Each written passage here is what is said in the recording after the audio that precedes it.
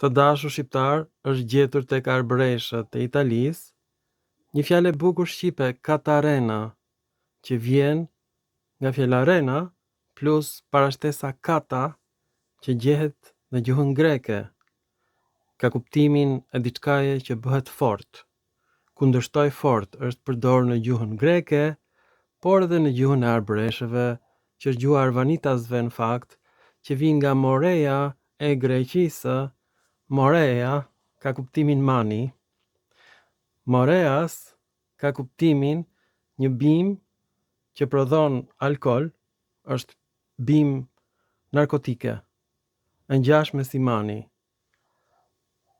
por që të sjellë në qef. Arbreshët pinin një verë të tillë, bashkë me grekët, në Moreas. Dhe kjo Morea është një bimë një lloj si mani, e ngjashme me manin. Moje bukura more është pikërisht mu në zemrën të Peloponezit, atje kanë banuar arbreshët dhe janë përzënë nga vëllezërit e tyre grek që janë ignorant. Ti jesh grek dhe të mos kuptosh që Albanoi është fisi Helen, që ngriti qytetin Albanopolis, do thotë që Helenët nuk janë Helen, janë marrosur, janë çmendur. Pra, unë ankohem për shqiptarët, grekët janë shumë më keq se ne, shumë më poshtë. Nuk janë Helenet e lashtë. Nga që janë përzirë dhe ata me të gjitha tipet e njerëzve, të gjitha llojeve, raca e tyre bukur Helene është zhdukur, nuk ka më Helen. Edhe raca ilire është zhdukur, nuk ka më ilir. Ne jemi bërë monosilabik, një qelizor, ameba. Ne kujtojmë se çdo gjë vjen nga fjalët e shqipes, një rokshë. Nuk ka fjalë një rokshë as në gjuhën ilire, as në gjuhën Helene të lashtë, sepse të gjitha emrat kanë mbaresa. Të gjitha foljet zgjedhohen, kanë mbaresa. Nuk ka fjalë një rokshë, s'ka kuptim. Edhe në Shqip nuk ka fjalë një rokshë, të gjitha emrat kanë mbaresa. Të gjitha foljet zgjedhohen. Dhe folja katarena në Shqip është krijuar pra me të njëjtat elemente të parashtesave të greqishtes. Dhe unë e gjej këtë fjalë në tragjeditë e Sofokliut. Ka kuptimin betohen për Zotin dhe e kundërshton diçka, e mohon. Këtë kuptim rena ka në gjuhën arvanitasve edhe në gjuhën çame, ka kuptimin mohoj. Rënoj do thot mohoj. Rena. Katarembës quhet romani nga një shkrimtar arbresh, Santori. Dhe ai nuk e dinte ky arbreshi që kjo është e njëjta fjalë përdorur nga Sofokliu në shekullin e 5 para erës sonë. Datat janë shumë të rëndësishme. Pse? Sofokliu ka përmendur ilirët dhe fjalë ilire në shekullin e 5 para erës sonë. Dhe gënjeshtrën që shqiptarët vinë nga Kaukazi e ka shpikur një shkrimtar, Smirzi, i vetmi, Lykofron, që do thot dinakria e ujkut në greqisht.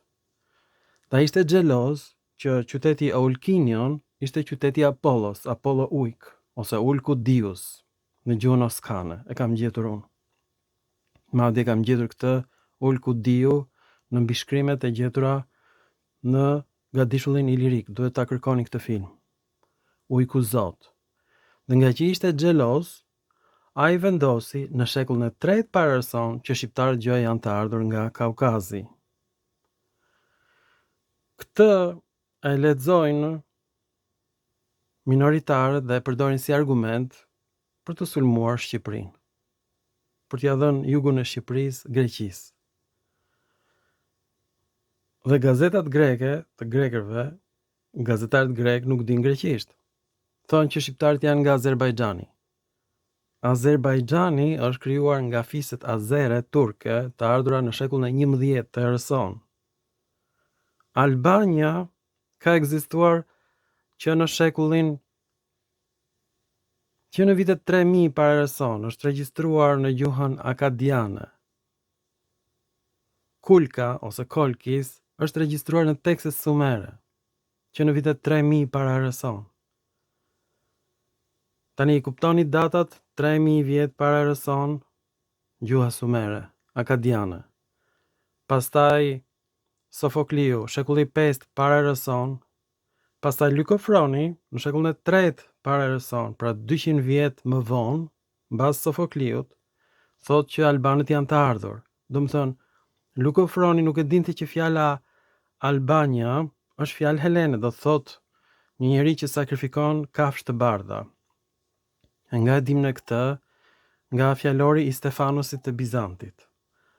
Do ta shikojmë në filma të tjerë, janë gjetur qytetet Alba dhe Albi në Kret, fisë helene.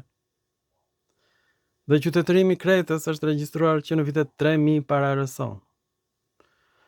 Pra bëhet fjalë për mijëra vjet, përpara erës sonë.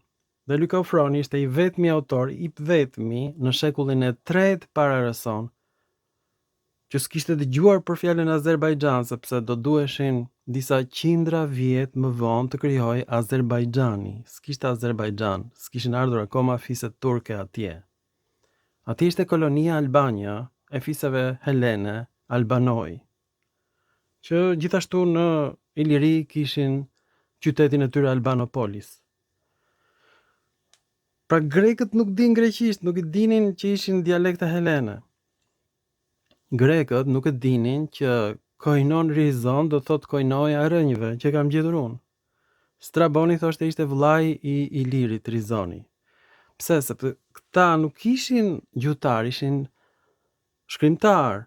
Lykofroni, Straboni, Sofokliu, këta nuk dinin origjinën e fjalëve, ato i shpjegonin me mite. E kuptoni apo jo? Dhe tani del një sude e ardhur nga Pradeshi, prindrit e saj të përzier me shqiptarët, dhe ajo thot që shqiptarët nuk janë nga Azerbajxhani. Po ç'a Azerbajxhan, moj vajzë, ku kishte Azerbajxhan në shekullin e 5 para erës sonë, nuk ekzistonte akoma. Dhe as në shekullin e 3 para erës sonë, kur Lykofroni akuzonte që shqiptarët vinë nga Albania. Në qoftë se ata vinë nga Albania, do më thënë që ishin helen, sepse atje ishte kolonia helene në Kaukaz. Është e vërtetuar kjo gjë, do më thënë. Helenët kanë shkuar atje dhe kanë ngritur koloni, dhe jo ata kanë ardhur këtu. Qytetet më të vjetra të Europës janë gjetur pikërisht në bregdetin e Ilirisë. Kanë emra helen të gjithë. Pra nuk mund të vinë nga fjalë monosilabike një rrokshe, sepse këto qytete janë tokë fjalësha të gjithë, me disa rrokje. Në gjuhën shqipe fjalët shkurtohen dhe fjala rena vjen nga arnume, që do të thotë gënjej. Është folje vetvetore, gënjej veten dhe gënjej dikë tjetër. Dhe kjo formë vetvetore gjendet vetëm në shqip dhe në helenisht. E kuptoni apo jo? Pra fjala irem ka ardhur nga arnume ose arnumai në gjuhën e Sofokliut, do thot kundërshtoj, dhe kata arnumai e Sofokliut ka mbetur në gjuhën e arvanitasve, katarena dhe katarembes. Gënjeshtre madhe ka dhe kuptimin në roman, mit. Pra, të dashur shqiptar, a kuptoni çfarë është matematika apo jo? A di studia sa bëjnë shekulli 5 minus shekulli 3, 200 vjet ndryshim nga Lykofroni dhe Sofokliu? Po, a ju a merr mendja e juve që studia ka lexuar Homerin në origjinal, të cilën nuk e kuptojnë grekët vetë, dhe është përkthyer Iliada në greqisht, more, e kuptoni apo jo? Kjo është gjuhë kaq e vështirë sa ka 5000 fjalë të Homerit, që edhe sot e kësaj dite ne nuk e dim çfarë kuptimi kanë. Dhe vetëm janë menduar çfarë kuptimi kanë, dhe çdo njeri që ka përkthyer e di që kur merr tekstin e një autori dhe se kupton mirë, e përkthen ashtu siç do vet. Këtë di çdo përkthyes, këtë ka bërë në Shqipëri dhe këtë do bëj çdo përkthyes. Merr një libër të huaj, e përkthen dhe skupton diçka dhe e ndryshon në mënyrë që t'i përshtatet gjuhës së momentit kur ti bën përkthimin. Dhe Iliada e përkthyer në greqisht në shekullin e 19 nga një Arvanitas që shkoi në Londër nga Afrika, se grekët u turbuan kur morën vesh që gjuha e Homerit nuk ngjan fare me gjuhën greke moderne. Pra iku për të mbrojtur jetën. Pra në qoftë se grekët nuk e kuptojnë Homerin, si do e kuptoj Sudja, më thoni mua, si do i kuptoj ajo 5000 fjalë të Homerit kur grekët si kuptojnë dhe i përkthejnë në mënyrën e tyre. Atëherë, si do i nxjerrë Sudja fjalët e Homerit nga shqipja, kur ajo nuk e di ç'kuptim kanë këto fjalë? Domethënë, e kuptoni se çfarë ignorante është ajo dhe është lejuar ajo të hapi një shtëpi botuese. Sepse në Shqipëri mund të hapësh çdo gjë, more. Nuk ka ligj, nuk ka shtet. Por në një shtet normal nuk mund të hapësh ti shtëpi botuese pa qenë shkrimtar, pa qenë një njeri prestigjioz. Plus ke përgjegjësi të madhe për çdo gjë që boton, kur vë emrin tënd aty poshtë. Ajo boton libra me gabime të rënda drejtshkrimore, gjë që bën dhe presidenti i Shqipërisë. Boton ngushëllime me gabime drejtshkrimore. Presidenti i Republikës së Shqipërisë. Dhe ndërkohë që një gjyqtar vritet në Shqipëri, gjë që s'ka ndodhur kurrë, as në nënsuzdimin gjerman, as atë italian, as në kohën e Zogut, as në pushtimin në Romak, as në pushtimin grek, as në pushtimin slav, nuk është zvrar kur një gjyqtar. Dhe presidenti i Shqipërisë ha drek i gëzuar në New York, nxjerr në Instagram presidenti se si e ka lëpir pjatën. Pra zot ju betohen. Presidenti bën filma TikToku, siç bën kryeministri shqiptar që i bie me grusht dhe me dorë tavolinës. A keni parë kryeministrin shqiptar që i ka spërkatur me bojra muret e kryeministrisë? Kryeministri shqiptar është një bojaxhi, jo një piktor.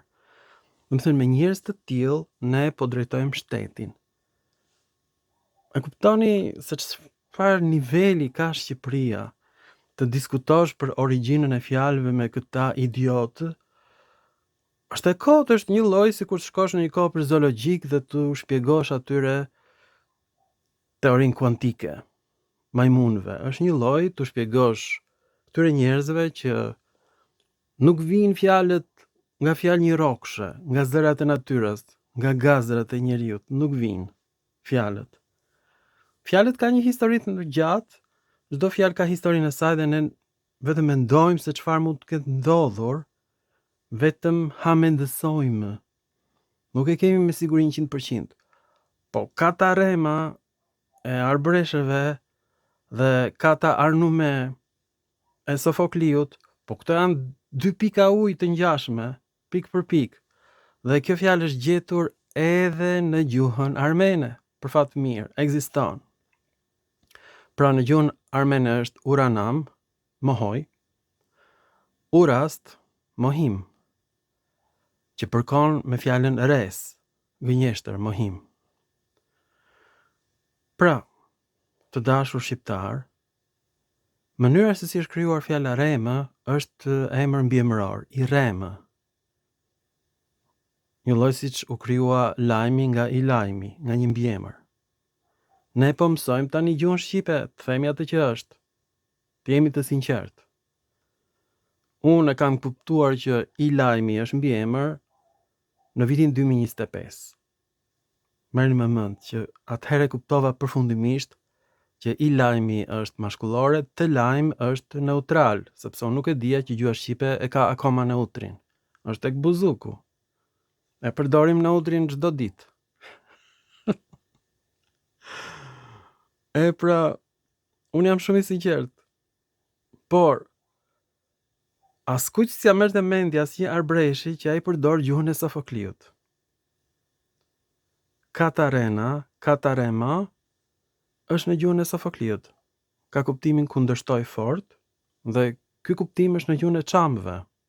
Kundërshtoj, mohoj. Si në greqisht, si në gjuhën armene. Kjo fjalë është vetëm në këto 3 gjuhë. Janë gjuhë motra, armenishtja, greqishtja dhe shqipja. Pra mjafton ky argument për thënë që shqiptarët janë të paktën që nga shekulli 5 para erës sonë në Greqi, në More.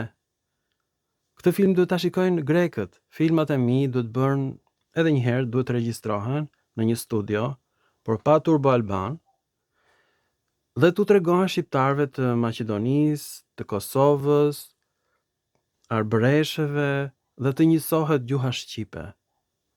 Të marrim në fjalët arbëreshe, t'i përdorim, se janë fjalët origjinale, më të vjetra dhe fjalët çame. Kjo është e vërteta, gjuha shqipe atje ka lindur pra në More, e kuptoni apo jo?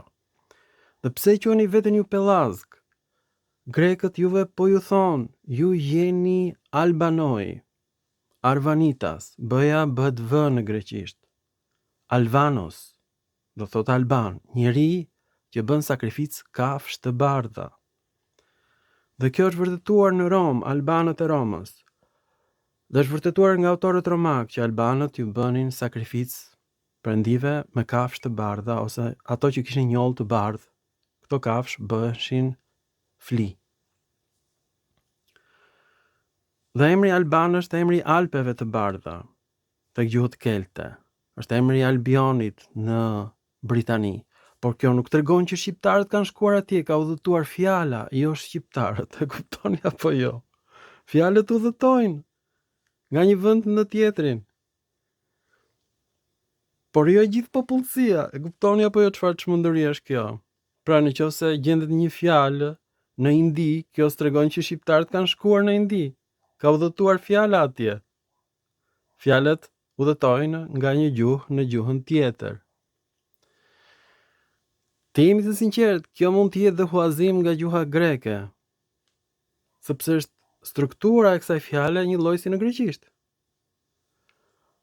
Por edhe në qoftë se është huazim nga shekulli i 5 para erës sonë, sepse tragjeditë e Sofokliut kanë humbur. Dhe arbreshët nuk e dinin që flasin gjuhën e Sofokliut. Madje nuk e din dhe në këtë moment që po bëjmë tani këtë film. As shqiptarët se din. Pse? Sepse unë këtë e kam gjetur me ndihmën e kompjuterave. Sikur të shfrytëzonit ju të gjithë literaturën e lashtë, nuk do i gjeni të dot sepse nuk ka vepra të Sofokliut. Kjo fjalë gjendet tek interpretimi në atë që quhet skolia të veprave të Sofokliut. Ky është citat i kësaj tragjedie. Prandaj ka mbetur. Veprat e Sofokliut janë zhdukur, janë djegur në Aleksandri nga vetë kristianët. Dogjën të gjithë librat pagan, madje në Byllis, ju nuk e dini, është ngritur nga helenët një furrë gjigande dhe janë djegur të gjitha statujat e Apollos, të Afroditës, të Zeusit, janë bërë gëlqere për muret e kishave kristiane. Janë ngritur 5 kisha kristiane nga perandoria bizantine. Në Byllis dhe në vende të tjera, në Butrint janë ngritur 2 të tjera. Të gjitha shkatrimet që janë bërë në Shqipëri nuk i kanë bërë slavët, por kristianët dhe tërmetët, gjithashtu që kanë qenë shumë të fuqishme, e kanë fundosur Apollonin të gjithë në ujë. Gjithë qyteti është mbytur me 60.000 banor. Apollonia është nën tokë. Aty janë dhe eshtrat e ilirëve, helenëve, kush e di se çfarë kanë qenë, dhe u zhdukën brenda natës. Dhe u përmbys sistemi i zotave pagane dhe u vendos sistemi kristian. Pikërisht kur u fundos Apollonia, ra fuqia Apollos, u kuptua që zotat pagane nuk të ndihmojnë më. Dhe në shekullin e 3 fillon të përhapet shumë kristianizmi mbas tërmetit të madh në Shqipëri. Pra muret në Shqipëri kanë prishur tërmetet dhe kristianët, pastaj kanë marrë këto gur dhe kanë ngritur kisha paleokristiane të vjetra. Pra dhe njëherë, sa herë që merreni me gjuhën shqipe, shikoni numrat, shekullin, çfarë autori është, kujt shekulli i përket, çfarë veprash ka patur, çfarë ka mbijetuar prej tij. Mos u merrni me gazetat e grekërve që s'din as gjuhën e Homerit, po e kanë përkthyer Iliadën në greqisht. Dhe thonë që shqiptarët nuk janë nga Azerbajxhani. Do të thënë greku nuk e kupton që Azerbajxhan janë fiset azere turke, me një gjuhë të përzier persiane dhe turke bashk, që kanë ardhur atje, domethënë, më vonë, nga stepat e Azisë, e s'ka lidhje fare me shqiptarët, absolutisht. Shqiptarët janë vëllezër me armenët dhe grekët. Kjo është e vërteta. Po ç'vëllezër janë këta? Këta janë fëlliqësira, jo vëllezër.